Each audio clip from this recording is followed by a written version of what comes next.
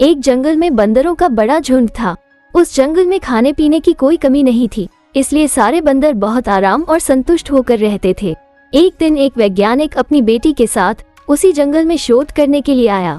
अपना तंबू लगाने के बाद वैज्ञानिक पौधों के नमूने इकट्ठा करने के लिए बाहर निकला, लेकिन वो लड़की तंबू की सुंदरता को देखकर वहीं रुक गई। उस लड़की ने तंबू के बीच लालटेन लटकाई और उसके नीचे एक छोटी मेज और सफेद सेब से भरा कटोरा रख दिया। वो एप्पल देखने में बहुत ताजे, खूबसूरत और बड़े लग रहे थे। सारे बंदर लालच से उस आर्टिफिशियल एप्पल को पेड़ों पर बैठे देख रहे थे।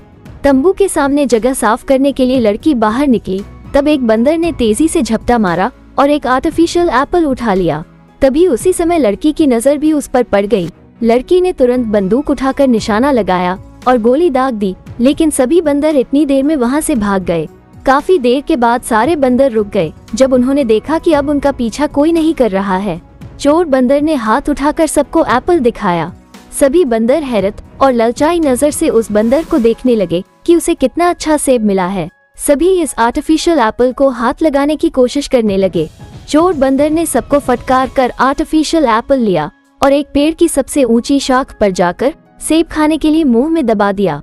आर्टिफिशियल एप्पल बेहद कड़े प्लास्टिक से बना था। बंदर के दांतों में उसे चबाने से दर्द शुरू हो गया। बंदर ने 2-3 बार और कोशिश की, लेकिन हर बार दर्द होने लगा। उस दिन चोर बंदर ने पेड़ की उसी शाखा पर भूखा रहकर गुजारा। अगले दिन वो पेड़ से नीचे आया। सभी बंदरों ने उसे सम्मान से देखा, क्योंकि उसके हाथ में एक खूबसूरत और ताज़ा दिखने वाला सेब मौजूद था। दूसरे बंदरों से मिलने वाले सम्मान को देखकर चोर बंदर ने सेब पर पकड़ मजबूत बना ली। अब दूसरे बंदर फलों की तलाश में निकले और एक पेड़ से दूसरे पेड़ तक कूदकर फल तोड़ तोड़ कर खाने लगे। चोर बंदर के एक हाथ में कृत्रिम सेब था, इसलिए वो पेड़ पर नहीं चढ़ सका। वो सेब को हाथ से नहीं छोड़ना चाहता था, इसलिए वो दिन भर भूखा प्यासा रहा और यही सिलसिला आगे कुछ दिन तक चलता रहा।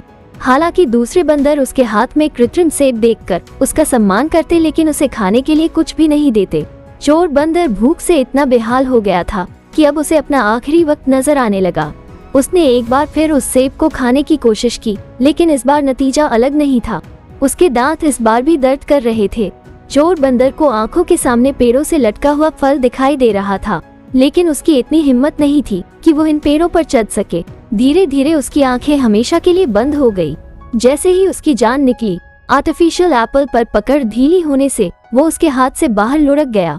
शाम को बाकी बंदर मरे बंदर के पास आए, कुछ आंसू बहाए और उसके शरीर को पत्तों से ढक दिया। जब वो ये कर रहे थे, तब एक और बंदर को वो आर्टिफिशियल एप्पल मिला और उसने अपना हाथ ऊंचा करके सभी बंदरों को सेब दिखाना शुरू कर दिया। अतः झूठा दिखावा इंसान को पहले थका देता है और फिर मार डालता है। दुनिया की मिसाल इस प्लास्टिक के एप्पल की तरह है। इससे कुछ नहीं मिलता, जबकि इसे देखने वाले आकर्षित होते रहते हैं। दुनिया की वस्तुओं को हाथ में रखने का दावेदार आखिर में खाली हाथ इस दुनिया से चला जाता है और फिर कोई और आकर उसकी वस्तुओं पर कब्जा कर लेता है।